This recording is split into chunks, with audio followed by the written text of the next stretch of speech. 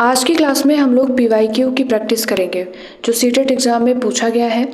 और इसके लिए आपको पेन और पेपर लेकर बैठना होगा साथ में। सीडीपी के 30 क्वेश्चन, हिंदी के 30 क्वेश्चन और इंग्लिश के 30 क्वेश्चन हम लोग सॉल्व करने वाले हैं टाइमर के साथ।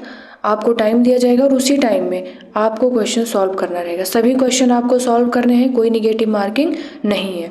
हेलो एवरीवन, आई होप आप सभी लोग अच्छे होंगे, आपकी स्टडी भी अच्छी चल रही होगी। स्वागत है आपका आपके अपने YouTube channel new education wire पर। आप लोग अपने पेन पेपर को लेकर रेडी हो जाइए। आपके पास ओएमआर शीट है तो और अच्छी बात है। ओएमआर में अपने गोले फिल जरूर करिएगा। इससे आपको ये पता चलेगा कि हमें कौन सा पार्ट सबसे पहले करना होगा एग्जाम में। जैसे कई लोग होते हैं तो आधे घंटे में सीडीपी करेंगे, आधे घंटे में हिंदी, आधे घंटे में इंग्लिश और फिर जितना बचेगा उतना टाइम अपने सब्जेक्ट को दे देंगे। तो इस प्रैक्टिस में आप लोग यही देखिए कि आपको सबसे पहले कौन सा सब्जेक्ट करना है, कौन सा पार्ट आपको सबसे पहले सॉल्व करना है। तो चलिए हम अपने प्रैक्टिस सीरीज़ को स्टार्ट करते हैं। आई होप आप सभी लोग रेडी हो गए होंगे।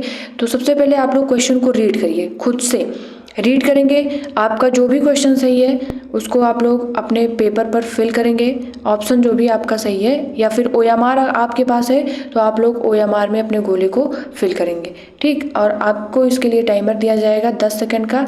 टाइमर आपका स्टार्ट है। अटेम्प्ट करिए क्वेश्चन आप लोग। स्टार्ट।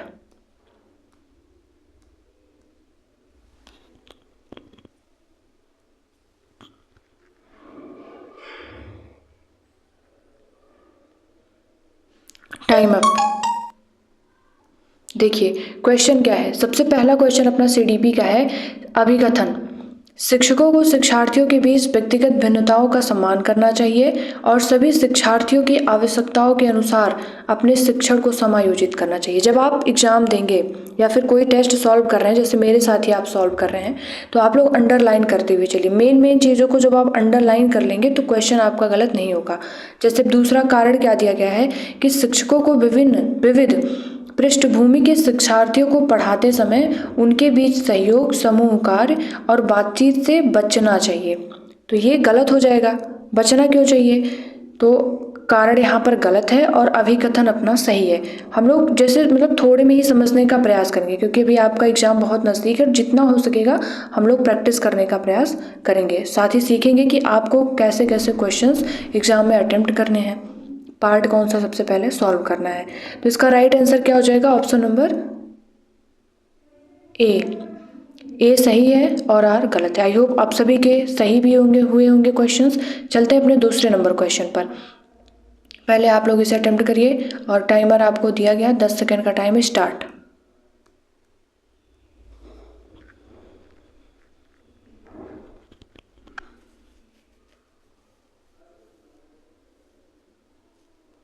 टाइमर। क्वेश्चन दिया गया है नंबर 2। पियाजे और वाइगोत्स्की के सिद्धांतों में एक प्रमुख समानता क्या है?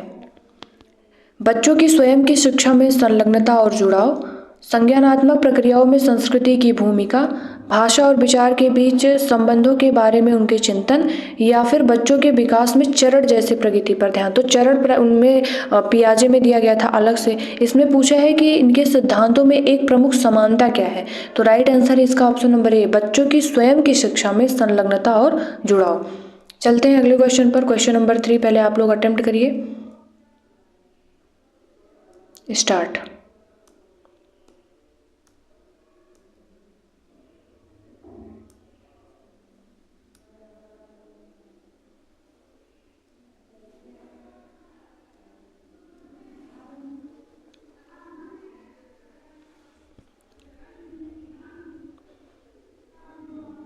Time up. छात्रों के विविध समूहों को पूरा करने के लिए निम्नलिखित में से कौन सांस्कृतिक रूप से उत्तरदायी शिक्षण का सही वर्णन करता है? ऑप्शन दिया गया है सुविचारित। तो सुविचारित पॉजिटिव है तो ये सही होगा, ठीक। ए जिसमें नहीं है उसको काट दीजिए, या ये वाला ऑप्शन खत्म। दूसरा क्या है? अनुकूलित, ये भी सही है। पहला दूसरा अपना सही हुआ, पहला दूसरा इसमें नहीं है तो ये खत्म। विभेदित भी सही होता है, मानकीकृत होता नहीं है। तो राइट आंसर इसमें कौन सा हो जाएगा? Option number A 1 2 3। I hope आप सभी लोगों ने सही अटेम्प्ट किए होंगे।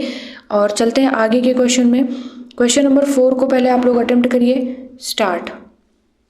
बढ़िया से एकदम क्वेश्चंस को पढ़िए और अटेम्प्ट करते चलिए।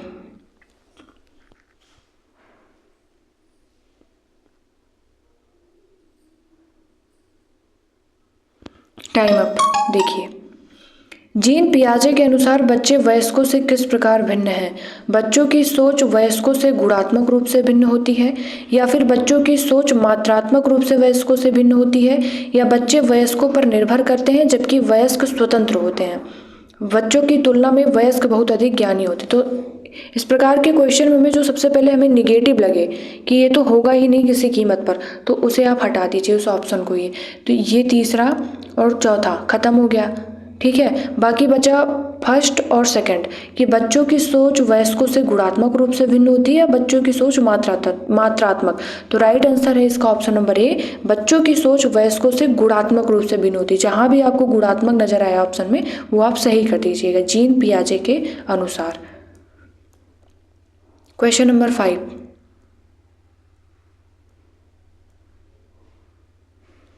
स्टार्ट।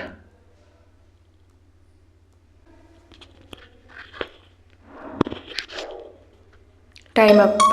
देखिए, क्वेश्चन क्या दिया गया है, आप एक शिक्षक हैं जो छात्रों को परासंज्ञानात्मक कौशल मेटाकॉग्निटिव स्किल्स विकसित करने में मदद करना चाहते हैं। निम्नलिखित में से कौन सी रणनीति इस प्रकार के चिंतन को बढ़ावा देने की सबसे अधिक संभावना है? अगर आपको हिंदी में कोई शब्द कठिन लगे तो आप इंग्लिश की भी मदद ले सकते हैं। तो पहला ऑप्शन दिया गया है, विद्यार्थियों को सत्रीय कार्य करने के लिए सारांशित नोट्स प्रदान करना, गृह कार्य सौंपना जिसके लिए याद रखने और याद करने की आवश्यकता होती है, छात्रों को उनके प्रदर्शन पर गुणात्मक प्रतिपुष्टि के बजाय अंक देना, छात्रों को अपने स्वयं के सीखने और सोचने की प्रक्रिया पर विचार करने के लिए प्रोत्साहित करना। देखिए, तो सबसे पहले मैंने आपको क्या बताया कि गलत जो है उसे हटा दीजिए। गलत इसमें पहले यही है कि छात्रों को उनके प्रदर्शन पर गुणात्मक प्रतिपुष्टि के बजाय अंक देना, ये गलत है, ठीक।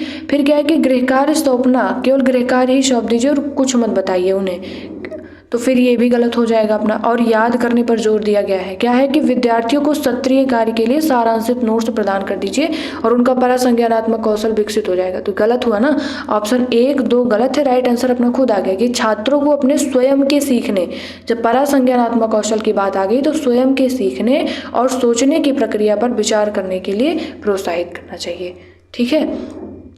अब चलते हैं क्वेश्चन नंबर 6 पर। क्वेश्चन नंबर 6 क्या दिया गया, पहले आप लोग इसे पढ़िए, और जहां आपको हिंदी ना समझ में आए आप लोग इंग्लिश पढ़ सकते हैं, और इसीलिए आपको टाइमर के साथ प्रैक्टिस कराया जा रहा है कि 10 सेकेंड जल्दी से जल्दी आप अपने क्वेश्चन को सॉल्व करने का प्रयास कीजिए।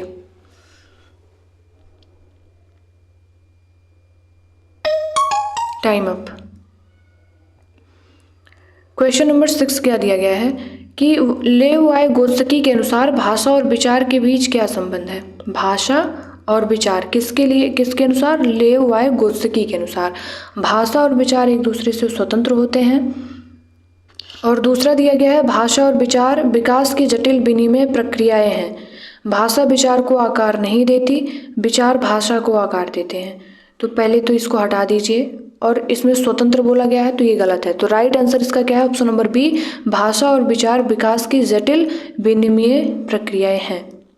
और टाइमर आपका इंक्रीज कर दिया जा रहा है, 15 सेकेंड का टाइम अब आपको दिया जाएगा क्योंकि टाइम लग रहा है क्वेश्चन को रीड करने में। 15 सेकेंड। अभी आपको ये टाइम कम लगेगा, लेकिन जैसे जैसे आप प्रैक्टिस करने लगेंगे फिर आप इतने ही टाइम में सारे क्वेश्चंस को सॉल्व कर ले जाएंगे। तो अब पढ़िए आप लोग क्वेश्चन नंबर 7 को। स्टार्ट।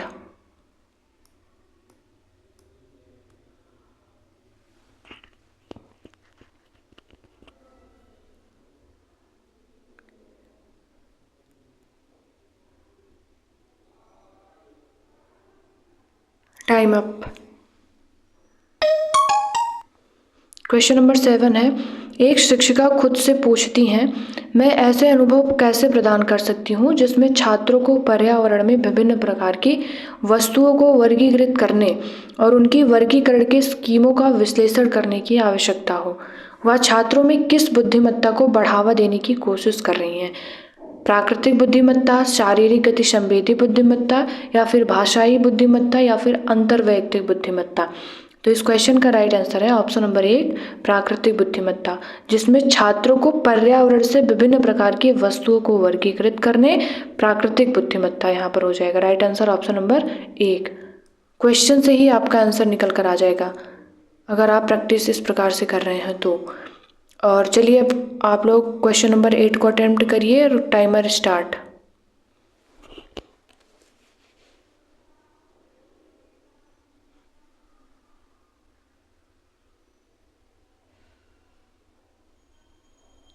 Time up.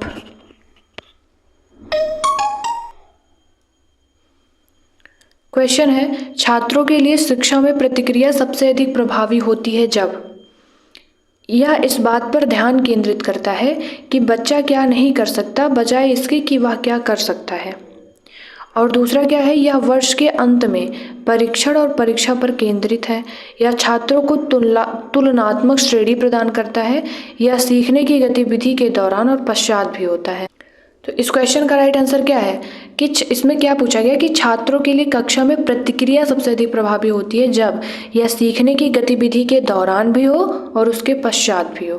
ठीक, राइट आंसर ऑप्शन नंबर 4 है इसमें। फिर अगला क्वेश्चन है क्वेश्चन नंबर 9।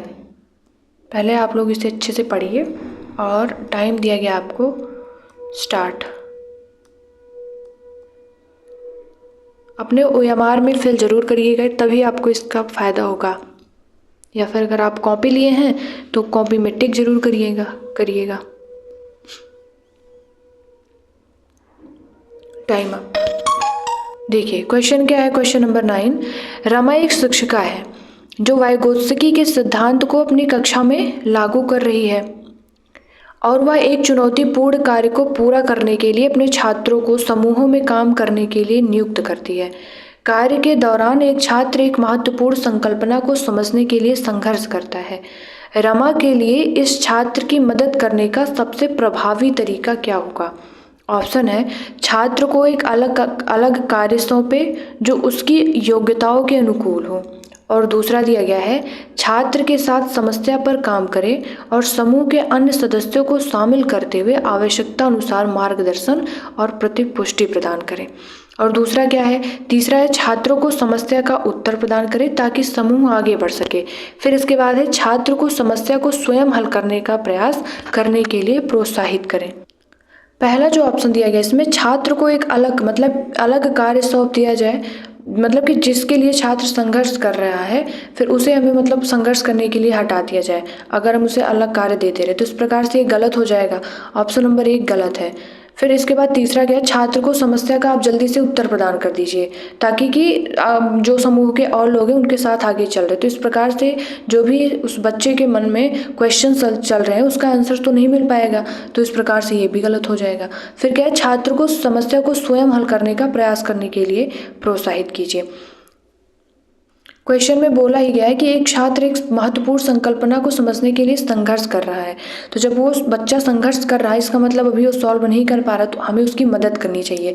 तो राइट आंसर क्या हो जाएगा, ऑप्शन नंबर बी, छात्र के साथ समस्या पर काम करें और समूह के अन्य सदस्यों को शामिल करते हुए आवश्यकता अनुसार मार्गदर्शन और प्रतिपुष्टि प्रदान करें। ठीक, क्वेश्चन नंबर 10 पहले आप लोग पढ़िए और टाइमर स्टार्ट।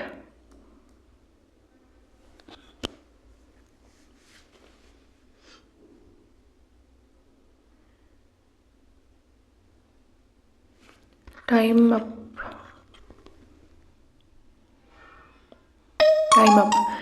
क्वेश्चन नंबर 10 है, भावनाओं, व्यक्तित्व और सामाजिक संबंधों में परिवर्तन और स्थिरता किस विकास में शामिल है। इमोशन, पर्सनालिटी और social relationship together constitute. Option दिया गया है, मनोसामाजिक विकास, संज्ञानात्मक विकास, व्यक्तित्व विकास या फिर भावनात्मक विकास। तो इसका राइट आंसर है ऑप्शन नंबर 1। देखिए, भावना से रिलेटेड, व्यक्तित्व और सामाजिक, तो मनोसामाजिक विकास इसका राइट आंसर होगा। क्वेश्चन नंबर 11 आप लोग पढ़िए और अटेम्प्ट करिए। स्टार्ट।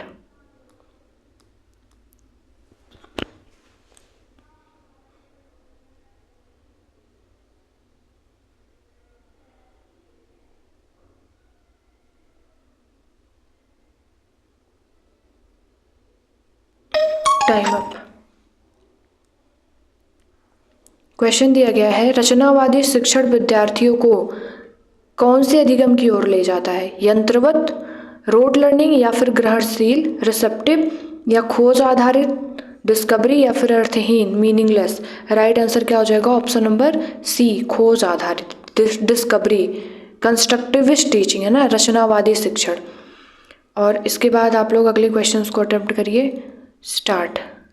और इसी प्रकार से अब हम लोग डेली एक एक PYQ लेंगे जो भी किसी ईयर में आए हुए हैं, और आप लोग इसकी प्रैक्टिस करेंगे। ठीक, कम टाइम में ही आपको सारी चीज़ें क्लियर हो जाएंगी। Time up. देखिए क्वेश्चन है, प्रगतिशील शिक्षा में बच्चों को किस तरह देखा जाता है? पहली बात क्या दिया गया इसमें? प्रगतिशील, प्रोग्रेसिव एजुकेशन। ज्ञानवर्धक और अर्थ की रचना करने वाले, कमजोर और सुरक्षा की जरूरत में, मासूम और आश्रित, आज्ञाकारी और केवल ज्ञान का उपभोग करने में। तो पहले मैंने आपको क्या बताया कि निगेटिव जो है उसे हटा दीजिए, तो इसे हटाइए पहले। फिर मासूम और आश्रित, जबकि इसमें क्या पूछा गया? प्रोग्रेसिव एजुकेशन क्या है, तो तीसरा भी हट जाएगा। कमजोर और सुरक्षा की जरूरत क्यों होगी, तो ये भी हटाइए। ऑप्शन नंबर 1 अपना सही है। ज्ञानवर्धक और अर्थ की रचना करने वाले होते हैं प्रगतिशील शिक्षा में। ठीक, और चलते हैं आगे हम लोग। Question number 13। Start.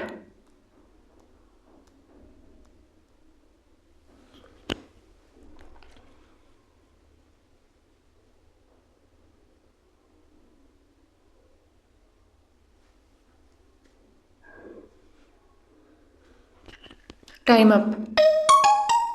Question number 13 है, जीन पियाजे के संज्ञानात्मक विकास का सिद्धांत यह बताता है कि पाठ्यक्रम को बच्चों के आयु समूह व चरण को ध्यान में रखकर तैयार किया जाना चाहिए। शिक्षण का बल गतिविधि के परिणाम पर होना चाहिए, ना कि सोचने की प्रक्रिया पर। व्यवहार को दंड और पुरस्कारों के माध्यम से अनुकूलित किया जाना चाहिए। अवधारणाओं को जटिल से सरल के क्रम में सिखाया जाना चाहिए। देखिए अब इसमें क्या पूछा है कि संज्ञानात्मक विकास का सिद्धांत क्या बताता है जीन पियाजे के अनुसार। तो सबसे पहले आप गलत हटाइए, शिक्षण का बल गतिविधि के परिणाम पर होना चाहिए, ना कि सोचने की प्रक्रिया पर। तो ये वैसे ही गलत हो जाएगा। और इसके बाद क्या है कि व्यवहार को दंड और पुरस्कार, दंड से हटाइए, अब दंड वाला सिस्टम खत्म हो गया है। फिर क्या, अवधारणाओं को जटिल से पहले आप शुरू करेंगे किसी चीज़ को पढ़ाने के लिए, या फिर पहले सरल से, 0 से हाई जाया जाता ना कि 100 से आप 0 पर आएंगे, तो फिर ये भी गलत हो जाएगा। राइट आंसर क्या आ जाएगा? ऑप्शन नंबर 1, पाठ्यक्रम को बच्चों के आयु समूह व चरण को ध्यान में रखकर तैयार किया जाना चाहिए। जितना ध्यान से आप क्वेश्चंस को पढ़ेंगे, उसके ऑप्शन को रीड करेंगे, उतना ही सही चांस है कि आपका आंसर सही होगा। Question number 14। स्टार्ट।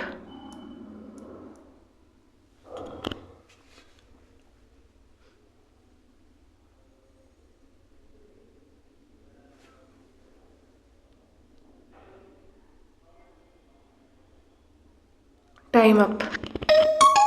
देखिए क्वेश्चन नंबर 14 क्या है? महारत हासिल करने के लिए लक्ष्य निर्धारित करने से छात्र की अभिप्रेरणा और योग्यता के बारे में विचार कैसे प्रभावित होते हैं? Mastery goals, impact a students motivation and views of ability. Option क्या दिया गया है? यह अक्सर योग्यता के स्थिर दृष्टिकोण में बढ़ी हुई बाहरी अभिप्रेरणा और विश्वास को दर्शाता है। दूसरा है, यह अक्सर योग्यता के वृद्धिशील दृष्टिकोण में बढ़ी हुई बाहरी अभिप्रेरणा और विश्वास को दर्शाता है। फिर है, यह अक्सर योग्यता के स्थिर दृष्टिकोण में बढ़ी हुई आंतरिक अभिप्रेरणा और विश्वास को दर्शाता है। फिर है, यह अक्सर योग्यता के वृद्धिशील दृष्टिकोण में बढ़ी हुई आंतरिक अभिप्रेरणा और विश्वास को दर्शाता है। तो देखिए अब आपको क्या करना है इस प्रकार के क्वेश्चंस को सॉल्व करने के लिए, जैसे जैसे आप क्वेश्चंस ऑप्शन को पढ़ते जाइए, अगर आपको निगेटिव लगे तो उसको कट करते जाइए, तो आपका टाइम भी कम लगेगा। इसमें बाहरी अभिप्रेरणा और विश्वास को दर्शाता बोला गया, इसलिए गलत है। क्वेश्चंस अपना क्या है कि ध्यान से क्वेश्चन को पढ़िए। मास्टरी गोल्स, महारत हासिल करने के लक्ष्य निर्धारित करने से छात्र की अभिप्रेरणा और योग्यता के बारे में विचार कैसे प्रभावित होते। तो बाहरी अभिप्रेरणा से नहीं होगा कि आप मतलब पुरस्कार देकर बच्चों को पढ़ाइए, इससे मास्टरी गोल्स नहीं होता है, हासिल होगा। और दूसरा क्या दिया गया, इसमें भी बाहरी अभिप्रेरणा है, तो ये हट जाएगा। फिर इसमें स्थिर दृष्टिकोण हो, अगर आपका दृष्टिकोण स्थिर है, मतलब किसी चीज़ को आप पकड़ लिए, फिर मतलब किसी भी मैथ के क्वेश्चंस को आप सॉल्व कर रहे हैं, तो उसे आप एक ही तरीके से सॉल्व कर रहे हैं, दूसरे तरीके से सोचना आप नहीं चाहते हैं, तो फिर ये स्थिर दृष्टिकोण हो गया ना, तो इससे आपको महारत हासिल नहीं हो पाएगा, तो ये वाला भी ऑप्शन गलत हो जाएगा। और ऑप्शन नंबर 4 अपना सही है। कैसे? यह अक्सर योग्यता के वृद्धिशील दृष्टिकोण है ना, और इसमें बढ़ी हुई आंतरिक अभिप्रेरणा और विश्वास को दर्शाता है। क्या? महारत हासिल करने के लिए लक्ष्य निर्धारित करने से छात्र की अभिप्रेरणा और योग्यता के बारे में विचार कैसे प्रभावित होता है? तो इसका राइट आंसर क्या है? Option number 4।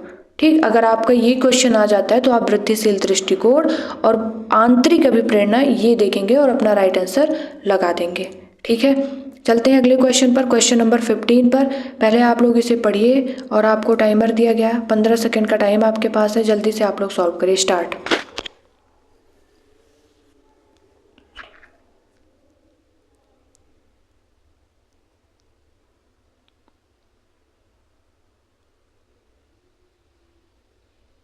Time up. देखिए क्वेश्चन क्या है आपका? अभिकथन है, किशोरावस्था के दौरान जेंडर अपेक्षाओं के अनुरूप स्त्रीत्व या पुरुषत्व की परंपराओं का पालन करने के लिए दबाव बढ़ जाता है। ठीक है, ये क्वेश्चन अपना ये अभिकथन सही है।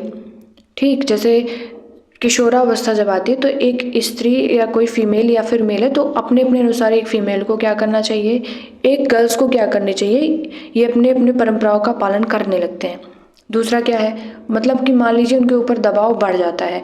फिर कारण इसका क्या है? जेंडर और जेंडर भूमिकाएं जैविक रूप से निर्धारित होती है। जी नहीं, बायोलॉजिकल नहीं है, ये गलत हो जाएगा, क्योंकि समाज के रूप से हमारे समाज में ऐसा बताया गया है कि एक गर्ल्स को किस प्रकार से रहना चाहिए, कौन से कार्य करने चाहिए, और एक बॉयज को क्या करने चाहिए। तो इस प्रकार से कारण इसका गलत हो जाएगा और अभिकथन सही है। तो राइट आंसर क्या हो जाएगा? ऑप्शन नंबर ए सही है और आर गलत है। आप लोग अटेम्प्ट करते रहिएगा और लास्ट में कमेंट बॉक्स में ज़रूर बताइएगा कि आपके कितने क्वेश्चन सही हुए और कितने गलत हो रहे हैं। फिर जो क्वेश्चन गलत होगा उस पर भी हम लोग काम करेंगे। स्टार्ट।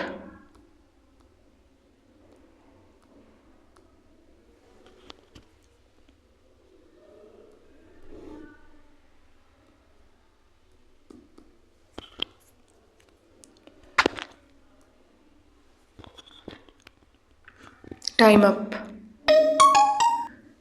अभिकथन, शिक्षकों को विद्यार्थियों के बीच बहस, चर्चा और सहयोग को प्रोत्साहित करना चाहिए। कारण है, ज्ञान उत्पादन एक निष्क्रिय प्रक्रिया है और सामूहिक गतिविधियों में संलग्नता अर्थपूर्ण अधिगम में बाधा डालता है। वैसे ही गलत दिखाई दे रहा कारण, इसमें निष्क्रिय प्रक्रिया दिया गया है तो सक्रिय प्रक्रिया होता है ज्ञान का उत्पादन ना, तो ये गलत हो। इसमें बाधा भी दे दिया गया है, कई निगेटिव वर्ड्स हैं तो ये कट जाएगा। तो राइट आंसर क्या हो जाएगा? Option number 1। और यहाँ एक चीज़ और ध्यान रखना है कि इसमें सही पूछा जा रहा है या फिर गलत विकल्प पूछा जा रहा है। तो इसमें सही पूछा गया तो right answer option number A सही है और आर गलत है। फिर आगे चलते हैं हम लोग। पहले आप लोग क्वेश्चंस को पढ़िए और अटेम्प्ट करिए। स्टार्ट।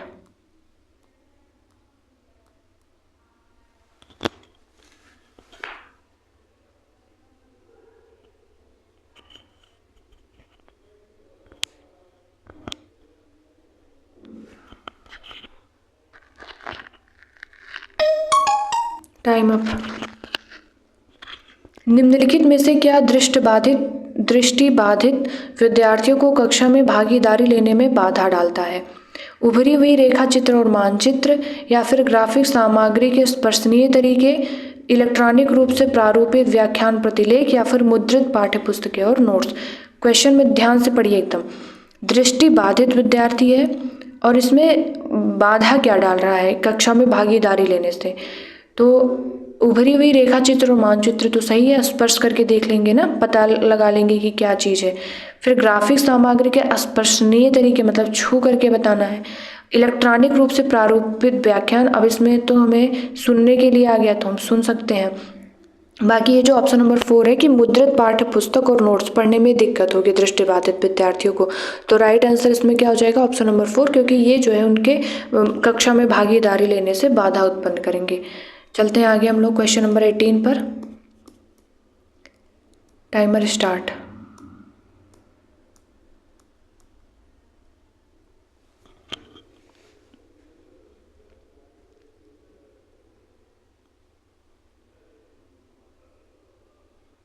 Time up.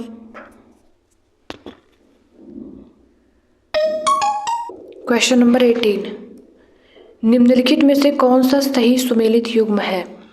रचनात्मक मूल्यांकन यह निर्धारित करना कि छात्र कक्षा से पहले और बाद में क्या कर सकते हैं, तो ये गलत है। क्यों? क्योंकि रचनात्मक मूल्यांकन सीखने की प्रक्रिया के दौरान प्रतिक्रिया प्रदान करने पर केंद्रित होता है, ना कि कक्षा के पहले और बाद में क्या कर सकते हैं ये निर्धारित करने पर, तो ये गलत हो जाएगा। फिर योगात्मक मूल्यांकन, इसमें पेपर पेंसिल परीक्षण के साथ साथ गैर लिखित व्यवहारों के विस्तृत विवरण शामिल है, तो गैर लिखित व्यवहार जो दे दिया गया इसमें, इसलिए गलत हो जाएगा। क्योंकि योगात्मक मूल्यांकन प्राप्त कौशल या समझ के कुल योग का मूल्यांकन करता है। ठीक। फिर मानदंड संदर्भित मूल्यांकन विशिष्ट विषयों की महारत हासिल करने में, ये भी गलत है। फिर इसके बाद चौथा अपना सही हो जाएगा कि मानक संदर्भित मूल्यांकन क्या है, साथियों के प्रदर्शन की तुलना करने पर। ठीक है, फिर आगे चलते हैं क्वेश्चन नंबर 19 पर। पढ़िए आप लोग और अटेम्प्ट करिए। स्टार्ट।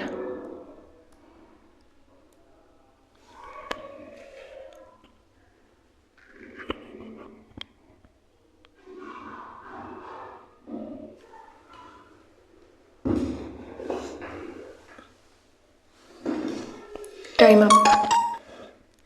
क्वेश्चन नंबर 19 है, सुनीता एक 12 वर्षीय लड़की विशेष संगीतीय क्षमता रखती है।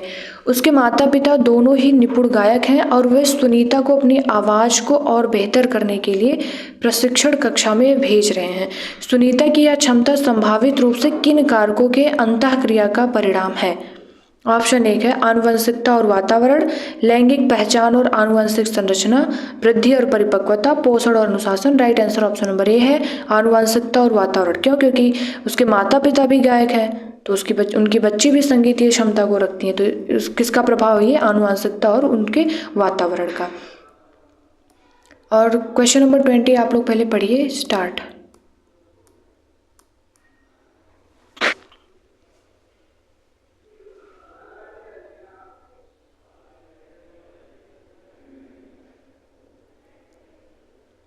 Time up.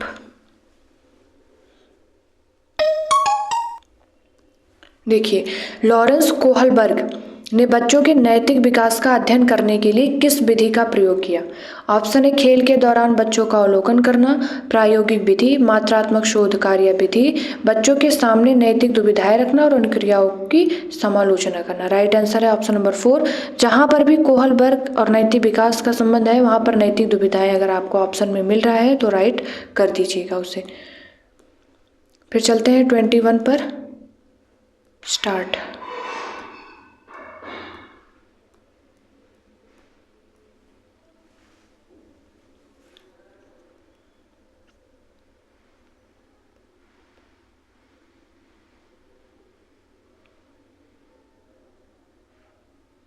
Time up. अभिकथन ए, स्कूलों को उस ढांचे के भीतर कार्य करना चाहिए जो तैयार उत्पाद और सीखने के परिणामों का आकलन करते हैं। और दूसरा क्या है? कारण सीखना पक्के तौर पर अनुक्रमिक और पदानुक्रमित है। दोनों सही है यहाँ पर, लेकिन ए की आर सही व्याख्या नहीं कर रहा है, तो इस प्रकार से राइट आंसर हो जाएगा ऑप्शन नंबर डी 4। फिर चलते हैं 22 पर। स्टार्ट।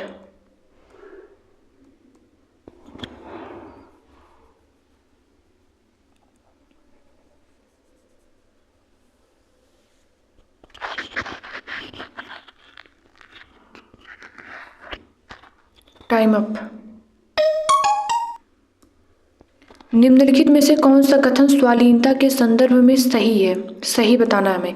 नंबर 1 ऑप्शन है स्वालीनता केवल वातावरणीय कारकों के कारण होता है। गलत। केवल और भी कोई ऐसे निगेटिव वर्ड आए तो पहले आप उसे ध्यान से पढ़िएगा। दूसरा है स्वालीनता का इलाज किया जा सकता है, उम्र के साथ इसमें सुधार आता है। ये भी गलत है। स्वालीनता वाले सभी लोगों में कम से कम एक विशेष कौशल होता है, ऐसी कोई गारंटी नहीं है। फिर ऑप्शन नंबर 4 स्वालीनता एक तंत्रिकीय विकासात्मक विकार है। ये सही है, न्यूरो डेवलपमेंटल डिसऑर्डर। ठीक है, तो स्वालीनता के लिए आप लोग इसे याद कर सकते हैं। स्वालीनता एक तंत्रिकीय विकासात्मक विकार है। आगे चलते हैं क्वेश्चन नंबर 23 पर। आप लोग पहले पढ़िए। Timer start.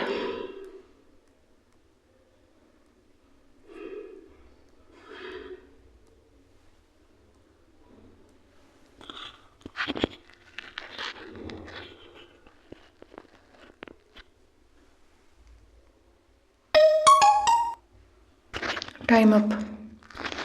किस अधिगम की रणनीति में बच्चों द्वारा दूसरों को सिखाना शामिल है जो उन्होंने सीखा है?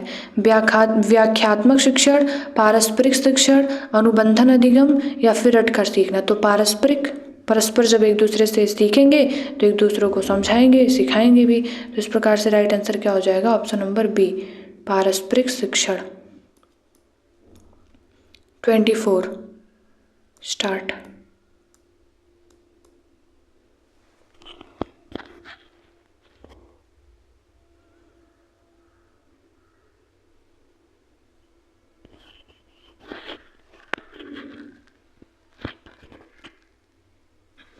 Time up. क्वेश्चन दिया गया है, संवेदनशील अवधि वह समय होती है जिसके दौरान कुछ विशेष रूप से सामान्य विकास के लिए महत्वपूर्ण होती है। नंबर 1 पर्यावरणीय कारक, वंशानुगत कारक, उत्पत्तिमूलक कारक या फिर मानवजनित कारक? तो इसका राइट आंसर क्या है? ऑप्शन नंबर ए, पर्यावरणीय कारक। उदाहरण के लिए अगर हम देखें, जैसे हमारे परिवार में किस प्रकार का वातावरण है, बच्चे उसी वातावरण में ढलेंगे। अगर आपके यहाँ लोगों को सम्मान दिया जा रहा है, लोगों से अच्छी तरीके से बात किया जा रहा है, तो बच्चों पर इसका प्रभाव पड़ेगा। ठीक, पॉजिटिविटी आएगी और बच्चे जैसे देखेंगे उसी प्रकार से समाज में व्यवहार करेंगे। फिर चलते हैं 25 पर। आप लोग पहले क्वेश्चंस को अटेम्प्ट करिए। टाइमर आपको दे दिया गया है, 15 सेकेंड का टाइम आपके पास है। स्टार्ट।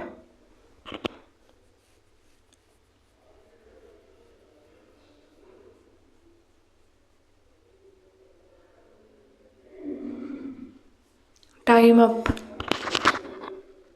देखिए, क्वेश्चन नंबर 25 है, पठन वैकल्य मतलब कि डिसलेक्सिया।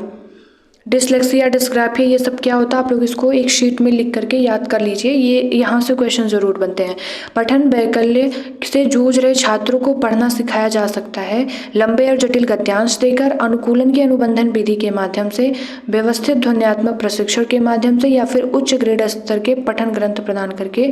तो यहाँ पर ये तीनों गलत है। राइट आंसर है ऑप्शन नंबर सी, व्यवस्थित ध्वन्यात्मक प्रशिक्षण के माध्यम से।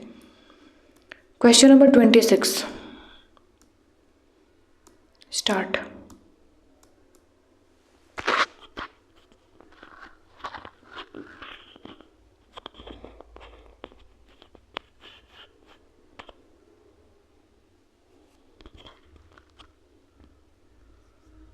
Time up. देखिए, क्वेश्चन नंबर 26 है कि निम्न में से कौन सा प्रश्न विश्लेषणात्मक चिंतन, एनालिटिकल थिंकिंग को बढ़ावा देता है? ऑप्शन है, भारत की कुल जनसंख्या कितनी है, भारत में जनसंख्या वृद्धि के विभिन्न कारण क्या हैं, भारत की राजधानी है, भारत में कितने राज्य? तो पहला जो ऑप्शन दिया गया कि भारत की कुल जनसंख्या कितनी है, ये तो वन लाइनर क्वेश्चन हुआ, कोई भी याद करके बता सकता है।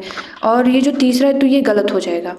तीसरा क्या दिया गया? भारत की राजधानी, सिंपल है, हम सबको याद है, हम लोग बता सकते हैं इसे, इसमें कोई विश्लेषण की आवश्यकता नहीं है। भारत में कितने राज्य है ये भी, लेकिन ये जो दूसरा ऑप्शन है कि भारत में जनसंख्या वृद्धि के विभिन्न कारण क्या हैं, तो इसके लिए हमें सोचना पड़ेगा, कई जगह से चीज़ें हमें देखनी पड़ेगी, कैसे क्या स्थिति है, तब जा करके हम इसका विश्लेषणात्मक चिंतन कर सकते हैं। तो राइट आंसर क्या हो जाएगा? ऑप्शन नंबर बी, भारत में जनसंख्या वृद्धि के विभिन्न कारण क्या है।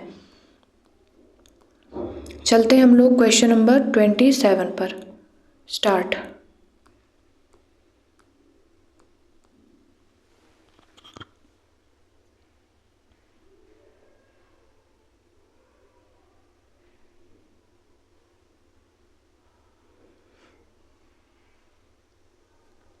Time up.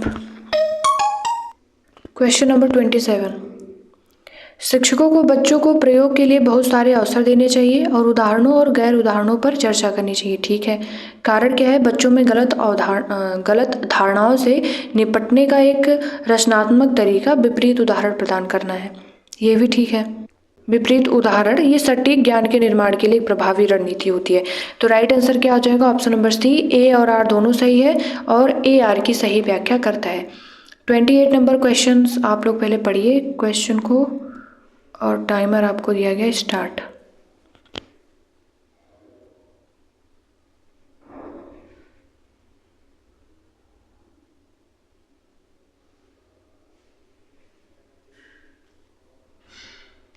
Time up.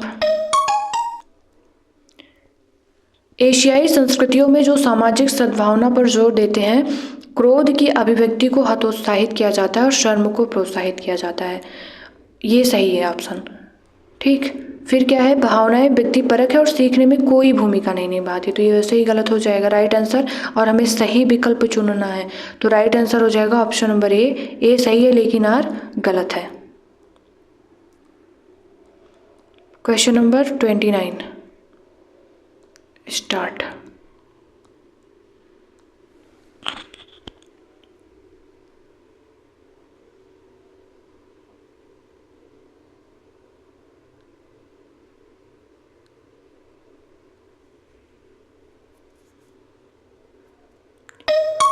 Time up. विद्यार्थियों में समालोचनात्मक चिंतन को विकसित करने के लिए शिक्षक को क्या करना चाहिए? ऐसे सवाल देने चाहिए जिसमें निष्कर्ष और व्याख्याएं शामिल होते हैं। और दूसरा है, ऐसे सवालों से बचना चाहिए जिनमें विवेचन और विश्लेषण की आवश्यकता, तो ये गलत। फिर क्या है, केवल ऐसे ही सवाल पूछने चाहिए जिनका एक ही उत्तर हो, तो ये भी गलत हो जाएगा। फिर क्या है, विद्यार्थियों को उनके संदेह और सवाल पूछने के लिए हतोत्साहित नहीं, मतलब कि हम उन्हें बच्चों के सामने, सभी बच्चों के सामने उनकी बेइज्जती कर देंगे, ये इस प्रकार के क्वेश्चंस आप क्यों पूछ रहे हैं, तो बच्चे शर्मा जाएंगे, हतोत्साहित हो जाएंगे, दोबारा इस प्रकार से क्वेश्चंस पूछेंगे ही नहीं। ठीक, तो ये गलत चीज़ है। तो राइट आंसर क्या हो जाएगा ऑप्शन नंबर 1, ऐसे सवाल देने चाहिए जिनमें निष्कर्ष और व्याख्याएं शामिल होते हैं। क्वेश्चन नंबर 30 लास्ट क्वेश्चन है ये सीडीपी का, और आई होप आप सभी लोग अच्छे से क्वेश्चंस को अटेम्प्ट कर रहे होंगे। टाइमर के साथ क्वेश्चन को अटेम्प्ट करिए तो ज़्यादा सही रहेगा आपके लिए। टाइम अप अभी नहीं हुआ है, होने वाला है। Time up. देखिए, समावेशी कक्षा क्या है? अलग अलग भिन्नताओं के अनुसार विभेदित निर्देश दिए जाते हैं। बच्चों के बीच हर तरह की विभिन्नता को दूर करने का लक्ष्य रखती है। को पहचानना चाहिए कि हर बच्चा एक ही दर से और एक ही समय में सीखेगा, तो पहले इसे हटा दीजिए।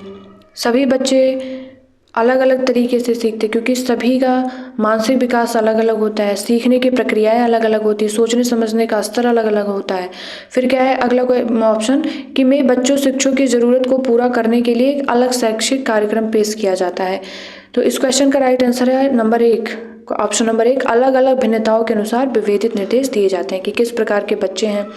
हो सकता है कोई दिव्यांग बच्चे हों और कोई दृष्टिबाधित बच्चे हैं और किसी को सुनने में प्रॉब्लम है, तो उस प्रकार से जो है विभेदित निर्देश दिए जाते हैं किसमें, समावेशी कक्षाओं में। ठीक, और इस प्रकार से हम लोगों ने सीडीपी के 30 क्वेश्चंस को कंप्लीट किए। और अब चलते हैं हम लोग हिंदी पर।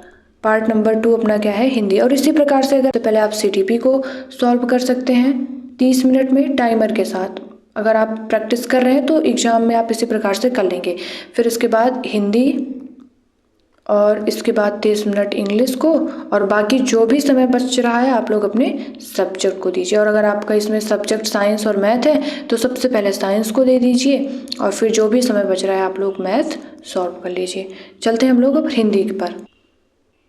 किसी भी पार्ट को सॉल्व करने के पहले जितना जल्दी हो सके ना उसके 30 क्वेश्चंस को आप देखिए, पढ़िए मत, बस ऐसे ऐसे करके पेज पलट करके पूरे 30 क्वेश्चंस तक आप अपनी निगाह पहुंचा लीजिए, और इसके बाद अपने क्वेश्चंस को आप अटेम्प्ट करना स्टार्ट करिए। अब इसमें पहला अपना क्या दिया गया है, गद्यांश। अब गद्यांश को पढ़ने के लिए मैंने आपको बताया है कि सबसे पहले उसके क्वेश्चंस को पढ़िए। जैसे पहला क्वेश्चन क्या दिया गया, समाज से बदतर होने की स्थिति वाक्य में रेखांकित शब्द का क्या अर्थ है।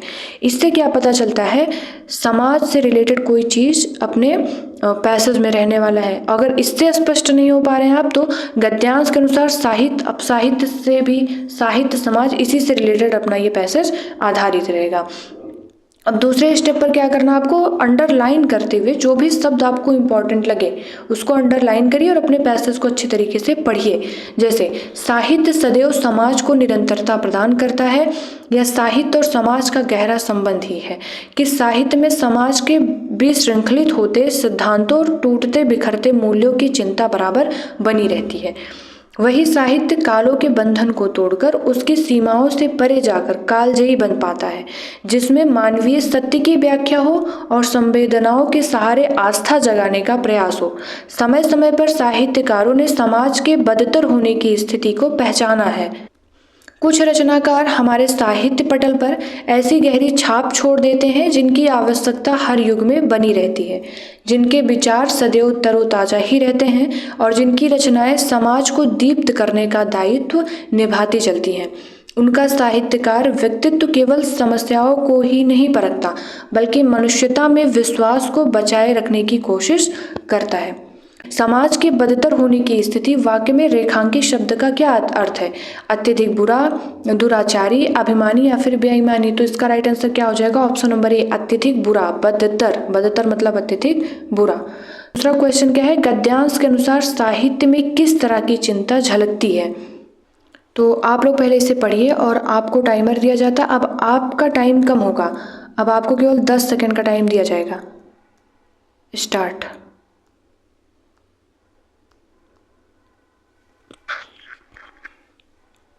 अब आप लोग इसकी मदद भी लीजिए। जहाँ पर आपको ये लाइन मिले चिंता, तो वहाँ पर अंडरलाइन करके देखिए, चिंता बराबर टाइम अप, चिंता बराबर बनी रहती है।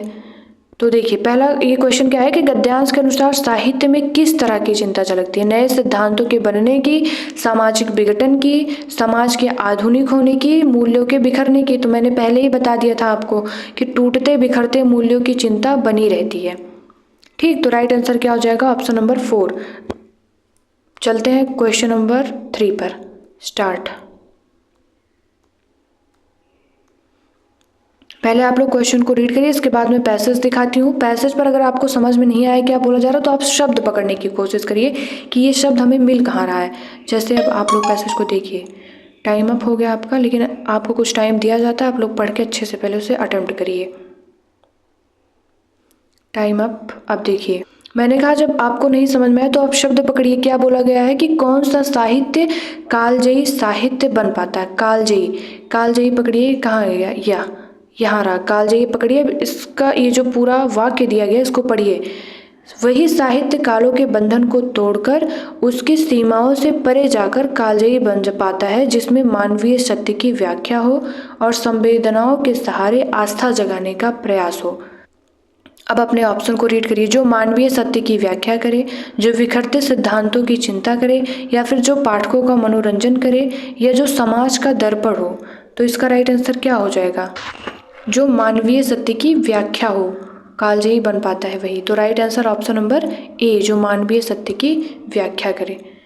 आगे चलते हैं। विश्वास। अब ये सब छोटे छोटे क्वेश्चंस हैं।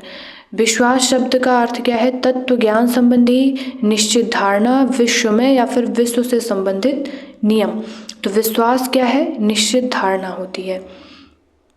विशृंखलित में प्रत्यय क्या है? इत, खलित, लित या फिर तब। तो इसका राइट आंसर क्या हो जाएगा? इसमें प्रत्यय पूछा है। प्रत्यय क्या होता है? जो शब्द के पीछे जुड़ते हैं, और उपसर्ग क्या होता है? जो आगे जुड़ते हैं। तो इसमें क्या हो जाएगा? विशृंखलित, इत आया। तो राइट आंसर क्या हो जाएगा? Option number A. 96 नंबर आप लोग पहले पढ़िए। टाइमर दिया गया आपको, 10 सेकेंड का टाइम आपके पास है। स्टार्ट। क्वेश्चंस आप लोग पहले इसको पढ़िए, फिर मैं पैसेज दिखाती हूँ।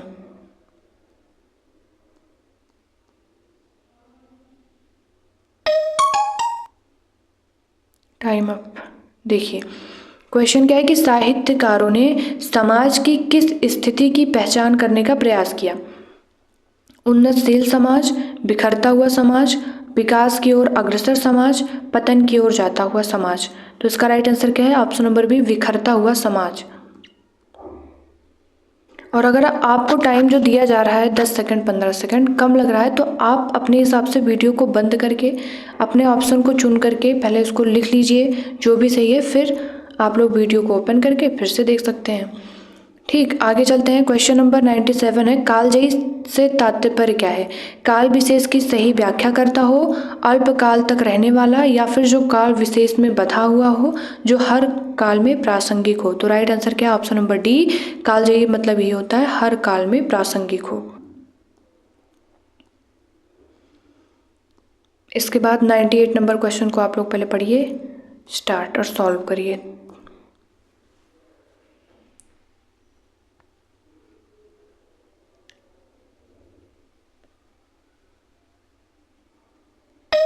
Time up.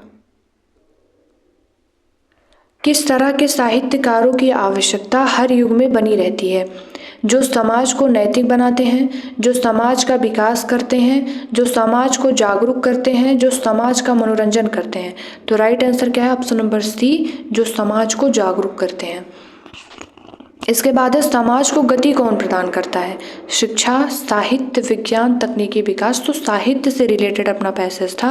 राइट आंसर क्या हो जाएगा? ऑप्शन नंबर बी, साहित्य। अब चलते हैं पद्यांश पर। तो पद्यांश को भी सॉल्व करने से पहले आप लोग उसके क्वेश्चंस को पढ़िए। क्या है? संध्या सुंदरी किस तरह के आकाश से उतर रही है? हृदय राज की रानी किसके लिए प्रयुक्त हुआ है? अब हम अपने पद्यांश को पढ़ेंगे। दिवसावसान का समय, मेघ में आसमान से उतर रही है, वह संध्या सुंदरी परी सी। धीरे धीरे धीरे, तिमिरांचल में चंचलता का नहीं कहीं आभास, मधुर मधुर है दोनों उसके अधर, किंतु जरा गंभीर नहीं है उनमें हास विलास। हंसता है तो केवल एक तारा, गुथा हुआ उन घुंघराले काले काले बालों से, हृदय राज की रानी का वह करता अभिषेक। अब क्वेश्चन को हम लोग अपने पढ़ते हैं। पहला क्वेश्चन क्या दिया गया है? संध्या सुंदरी किस तरह के आकाश से उतर रही है? चंद्रमा की रोशनी से भरे आकाश से, सूर्य लालिमा से भरे आकाश से, तारों भरे आकाश से, या फिर बादलों से भरे आकाश से। तो यहाँ क्या दिया गया? दिवसावसान का समय, मेघ में आसमान से उतर रही। मेघ मतलब बादल। तो राइट आंसर क्या हो जाएगा? ऑप्शन नंबर 4, बादलों से भरे आकाश से। अगला क्वेश्चन है कि हृदय राज की रानी किसके लिए प्रयुक्त हुआ है? तो मैंने बताया कि अगर आपको पद्यांश पढ़ करके समझ नहीं आ रहे हैं तुरंत, तो आप लोग उसके शब्दों को पकड़ने की कोशिश करिए। जैसे हृदय राज की रानी, तो यहाँ दिया गया है हृदय राज की रानी। अब इसके आगे पीछे के जो भी वाक्य हैं उसको पढ़िए। संध्या सुंदर परी सी, धीरे धीरे, तिमिरांचल में चंचलता का नहीं आभास, मधुर मधुर है दोनों उसके अधर। किसके? संध्या सुंदरी की, परी सी। हंसता है तो केवल एक तारा, एक गुथा हुआ उन घुंघराले काले काले बालों में, हृदय राज की रानी का। कौन है हृदय राज की रानी? संध्या सुंदरी का वह करता अभिषेक। तो हृदय राज की रानी किसके लिए प्रयुक्त हुआ है? राइट आंसर क्या हो जाएगा? ऑप्शन नंबर ए, संध्या। फिर क्या है? दिवसावसान का संधि विच्छेद क्या है? तो इसका राइट आंसर क्या हो जाएगा? दिवस प्लस आवसान, ऑप्शन नंबर बी। फिर आगे दिया गया पद्यांश में किसका चित्रण हुआ है? वेदना का, प्रेम भाव का, प्रकृति का, नवचेतना का। तो राइट आंसर क्या है? ऑप्शन नंबर सी, प्रकृति का वर्णन हुआ है। किसके हंसने की बात की गई है? संध्या, आकाश, मेघ या फिर तारा? तो किसके हंसने की बात की गई? चलिए हम अपने पद्यांश में ही देखते हैं। हंसता है तो केवल एक तारा, हंसता है तो केवल एक तारा। राइट आंसर क्या हो जाएगा? ऑप्शन नंबर डी, तारा। इसके बाद है पद्यांश में किस अलंकार का प्रयोग अधिक मुखरित है? यमक, मानवीकरण, या फिर अतिशयोक्त, या फिर अनुप्रास। Right answer option number B, मानवीकरण। अब हम चलते हैं पेडागोजी के क्वेश्चन पर। ये हिंदी के पेडागोजी के क्वेश्चन है, आप लोग पहले अटेम्प्ट करिए क्वेश्चन नंबर 6 से।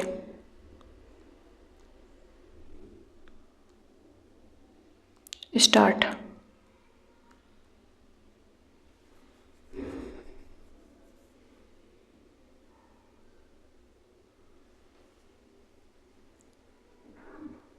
Time up. अध्यापकों, शिक्षार्थियों और सामग्री का टेक्स्ट एवं आकलन का प्रभाव क्या कहलाता है? कक्षाई प्रभाव, पुनर्बलन, या फिर विधि प्रभाव, या फिर भाषा परीक्षण का प्रभाव, वॉशबैक इफेक्ट। राइट आंसर क्या है इसका? Option number D, washback effect. Question number 7, start. Time आपको दिया जाएगा इसमें 15 सेकेंड का।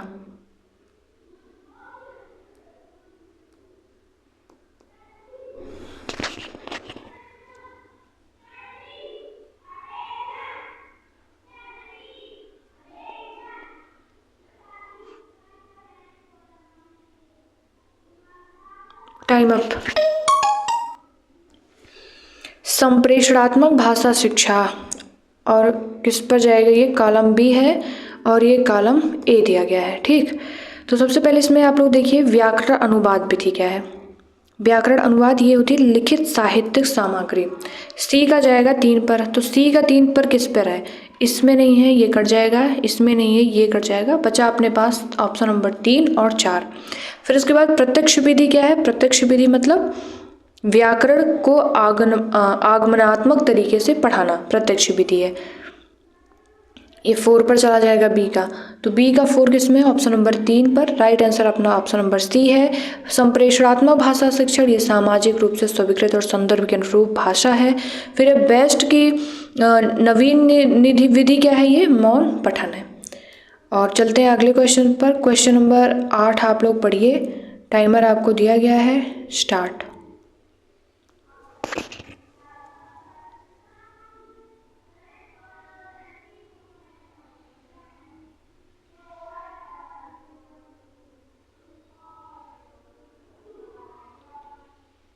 Time up. अधिगम का कौन सा मत इस बात में विश्वास रखता है कि मौखिक या अमौखिक भाषा आदत निर्माण की प्रक्रिया के माध्यम से आती है? संज्ञानात्मकवादी, अंतःक्रियात्मकवादी या फिर उपयोगितावादी या फिर व्यवहारवादी? बिहेवियरिस्ट। तो इसका राइट आंसर क्या है? Option number 4 behaviourist. मौखिक या अमौखिक भाषा आदत निर्माण की प्रक्रिया के माध्यम से आती है। कौन सा अधिगम, मतलब अधिगम का कौन सा मत इस बात में विश्वास रखता है? तो व्यवहारवादी। फिर question number 9, start.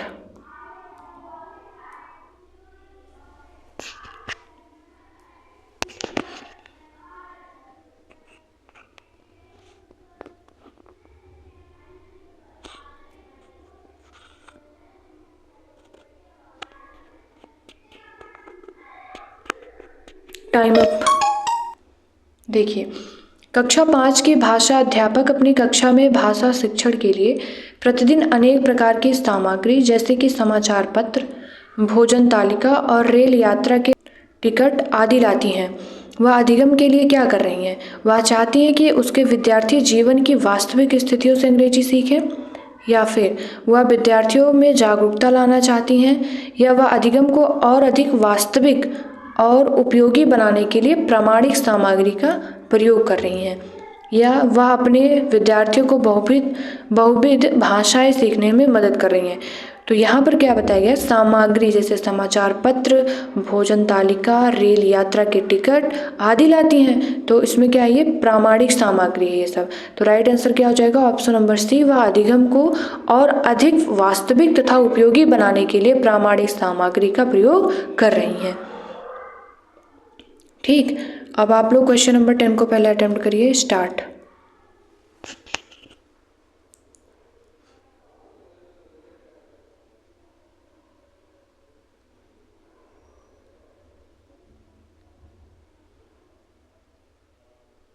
Time up. देखिए, भारत में भाषाओं के बारे में कौन सा कथन सही नहीं है? संस्कृत आधुनिक भारतीय भाषा, तो पहले ही गलत मिल गया हमें। तो ये तो संस्कृत तो प्राचीन भारतीय भाषा है ना, इसमें आधुनिक बताया गया है, तो यही सही हो जाएगा। बाकी इन सभी को भी पढ़ लेते हैं, सभी ऑप्शन को हम लोग रीड करेंगे, क्योंकि हो सकता है किसी भी ऑप्शन को बनाकर उठा करके भी क्वेश्चन बनाया जा सकता है। हिंदी भारतीय उपमहाद्वीप की लोक भाषा है, ठीक है। भारत के संविधान के अनुसार अंग्रेजी सहराजकीय भाषा है, सही है। भारत के संविधान की 8वीं अनुसूची के अनुसार 22 भाषाएं, ये भी सही है। तो हमें गलत बताना था, तो गलत इसमें कौन सा? Option number 1। क्वेश्चन नंबर 11 को आप लोग पहले पढ़िए, स्टार्ट।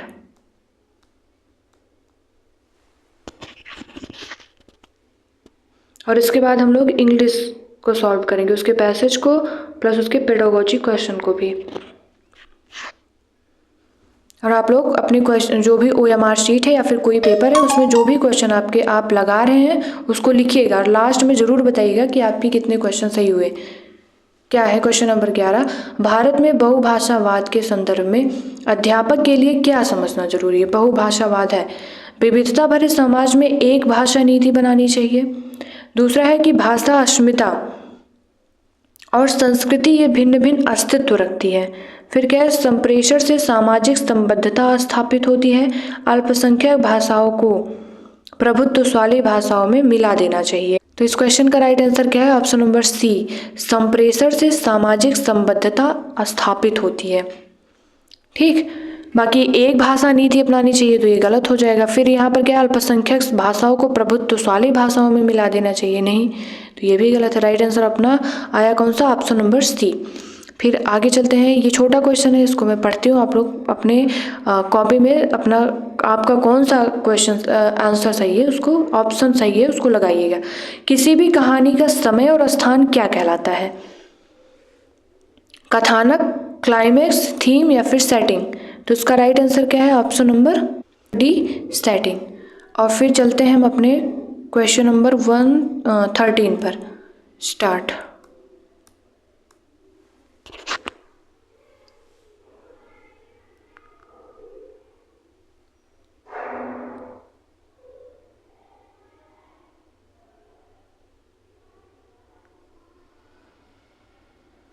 Time up. देखिए, श्रवण में क्या शामिल है? विषय के पूर्व ज्ञान का इस्तेमाल करना, ध्वनियों की पहचान करना और उनसे अर्थ निकालना, ध्वनि सुनना, ध्वनियाँ जैसी है तदनुसार डिकोड करना, विषय वस्तु के बारे में अनुमान लगाना। तो इस क्वेश्चन का राइट आंसर क्या है? ऑप्शन नंबर बी, ध्वनियों की पहचान करना और उससे अर्थ निकालना। आगे चलते हैं क्वेश्चन नंबर 14 पर। पहले आप लोग इसे अटेम्प्ट करिए और आपको टाइमर दिया गया, अब 10 सेकंड का टाइम दिया जाएगा आपको। स्टार्ट।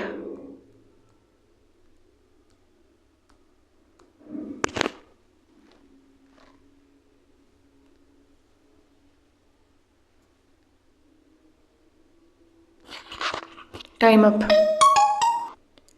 किसी श्रवण से जुड़ी गतिविधि की योजना बनाते समय कौन सा कारक महत्वपूर्ण नहीं है?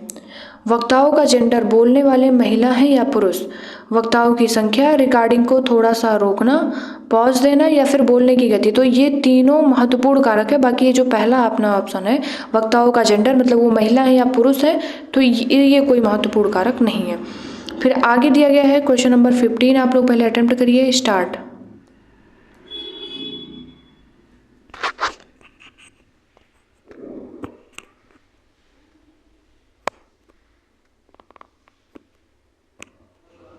Time up. भाषा के कौन से कौशल ग्राह्य कौशल हैं? पठन और लेखन, श्रवण और पठन, श्रवण और बोलना या फिर बोलना और लेखन? तो इसका राइट आंसर क्या है? ऑप्शन नंबर बी, श्रवण और पठन। ये आप लोग याद कर लीजिएगा कि ग्राह्य कौशल कौन से हैं, श्रवण और पठन, बोलना और लेखन कौन से कौशल होते हैं। ये क्वेश्चन बनते हैं एग्जाम में। फिर अगला क्वेश्चन है, एक अध्यापक ने पहले आप लोग पढ़िए इसे। स्टार्ट।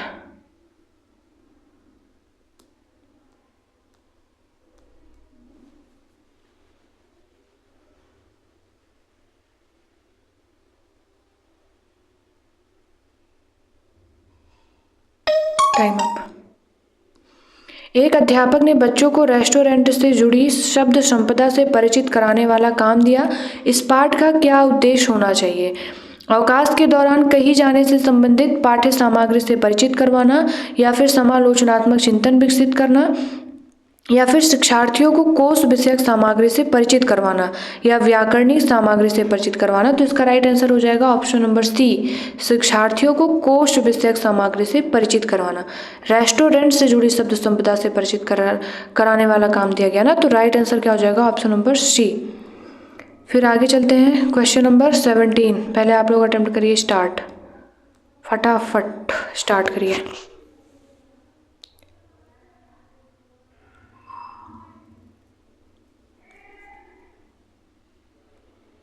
Time up. देखिए, क्वेश्चन दिया गया कि भाषा की कक्षा में विद्यार्थी अध्यापक के निर्देशन में समूह बनाकर दिए गए टॉपिक पर एक विज्ञापन प्रस्तुत करते हैं। इस तरीके से भाषा सीखना क्या कहलाता है? भाषाई खेल, निर्देशन और परामर्श, सहयोगात्मक अधिगम या फिर प्रतियोगिता और प्रतिद्वंदिता? तो राइट आंसर क्या है? ऑप्शन नंबर सी, सहयोगात्मक अधिगम है। ये समूह बनाकर सीख रहे हैं ना एक दूसरे से। फिर क्वेश्चन नंबर 18 को आप लोग अटेम्प्ट करिए। छोटा क्वेश्चन है, इसको हम लोग पढ़ते हैं। भाषागत कार्य शैली, स्वर शैली, तान, बलाघात और लय को क्या कहा जाता है? ध्वन्यात्मकता, प्रशासनिक अध्यादेश, काव्य या फिर छंद शास्त्र? तो ये क्या है? छंद शास्त्र है। फिर अगला क्वेश्चन आप लोग पढ़िए, क्वेश्चन नंबर 19, और आपको टाइमर दिया गया। स्टार्ट।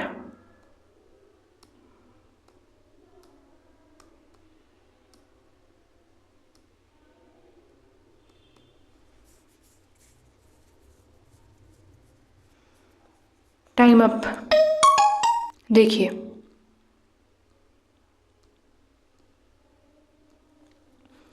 भाषा की कक्षा में एक अध्यापक ने विद्यार्थियों के एक समूह को ग्राहक, प्रॉपर्टी डीलर, मकान मालिक और किराएदार का अभिनय करने के लिए कहा और शेष विद्यार्थियों से कहा कि इस अभिनय को देखें और वार्तालाप का आनंद लें। इस गतिविधि को क्या कहा जाएगा? अभिनय की कक्षा, निर्देशन, रोल प्ले या फिर ड्रामा? तो रोल प्ले, क्योंकि कोई ग्राहक बनाया है, कोई प्रॉपर्टी डीलर, कोई मकान मालिक, कोई किराएदार और इन सभी से बच्चों को सीखने के लिए कहा गया। तो राइट आंसर रोल प्ले होगा। ठीक, फिर क्वेश्चन नंबर 20 को आप लोग पढ़िए स्टार्ट, और इसके बाद हम लोग इंग्लिश को सॉल्व करेंगे।